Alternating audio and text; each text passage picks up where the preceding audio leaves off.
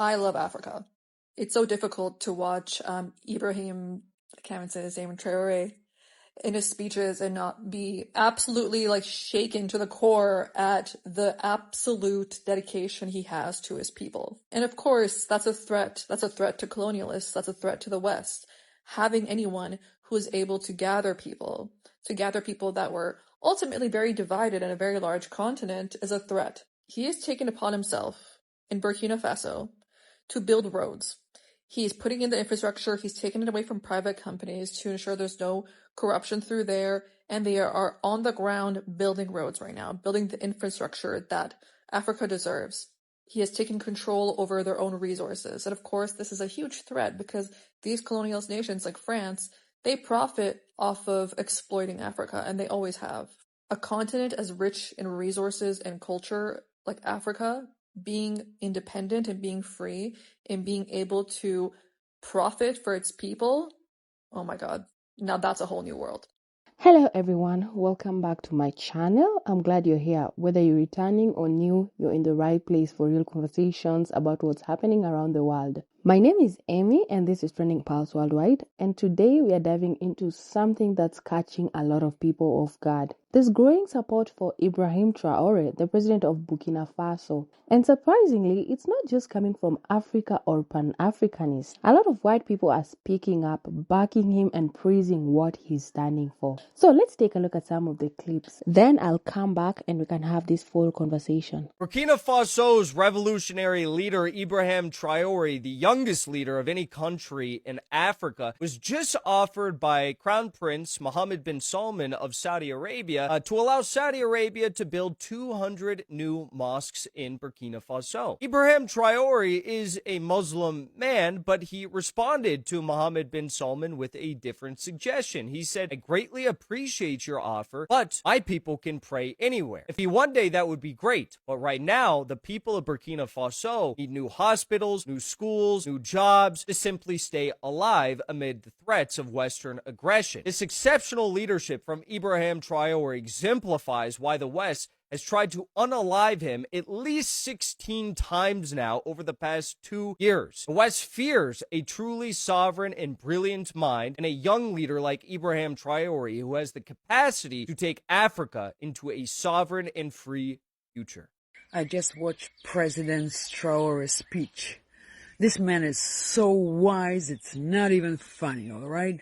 Mr. President, you said that they want to control your resources and then your youth is forced to migrate over there to make a living.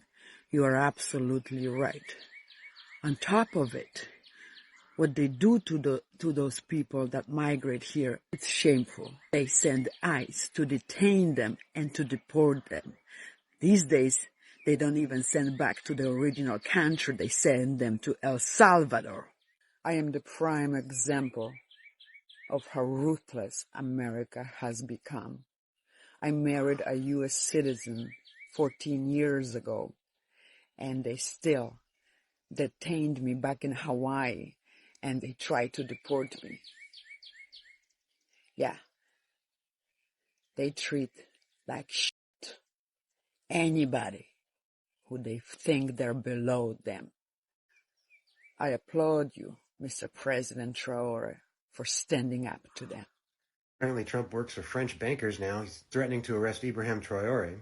You ought to know who he is. He's the youngest president in the world. He's the president of Burkina Faso, and he has been wrapping up the French Empire in Africa. The French are still looting Africa through the banking system, through ownership of all the natural resources in Africa, and they've been straight looting the place. And this guy's been leading the charge to not do that shit anymore. Trying to opt this guy like he was Fidel Castro. I should tell you something. It doesn't seem to be very well known in the world media, but this is one of the most significant dudes in the world right now. He also insulted all Africans. I think they forgot to say thank you to us. It's not a big deal. It will come with time. There is a part that caught my attention where he talked about ingratitude. Gratitude, I am well aware, is a non-transmissible disease to humans. He is human. Our ingratitude is not transmissible to him.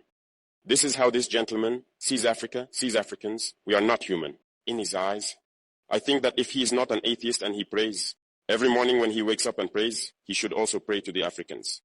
Because it is thanks to our ancestors that there is a France today. He should pray to us.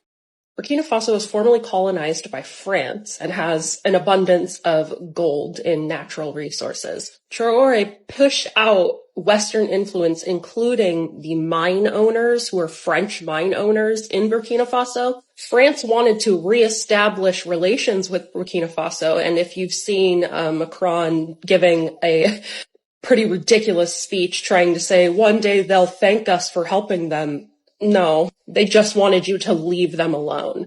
Anyway, Traoré said that in order to reestablish relations with France, that France is going to have to return all of the gold that they have stolen from Burkina Faso's mines, and all of this gold that they have is sitting in reserves in France. France is trying to say that that gold is theirs. It comes from mines in France. There are no gold mines in France. So now the US is getting involved. And we can all guess what those claims are going to be. Now we're seeing the claim, oh, he's stealing all the gold for himself and he's not helping his people. The next they're going to be like, we need to bring democracy to Burkina Faso, like those typical things that the US says in order to manufacture consent for invasion and ultimately backing a coup, which I'm sure they have already tried. Them, France, and anybody else who benefits from the gold exploitation of African nations. Alassane Ouattara, the president of Ivory Coast. Listen me very carefully. If you are going to let American use your air bases or military forces to try Ibrahim Traoré or destroy Burkina Faso or destroy Mali or destroy Niger, I am telling you straight, you will face us. And we will point you as Africa's enemy. This is direct warning to you. Okay, let's talk about it. First of all, I didn't expect to see this level of vocal support from white people when it comes to African leadership that challenges Western influence. But here they are, acknowledging what Traoré represents, calling out neo-colonialism, and actually rooting for his leadership. And this isn't performative. Some of these people are genuinely informed, even quoting history and calling for sovereignty. Now, some people might be skeptical and say, well, what's the agenda? But honestly, I think there's a shift happening. And more people globally are realizing that Africa isn't just a resource pit, it's rising, and leaders like Traoré are demanding that the world treat it with respect.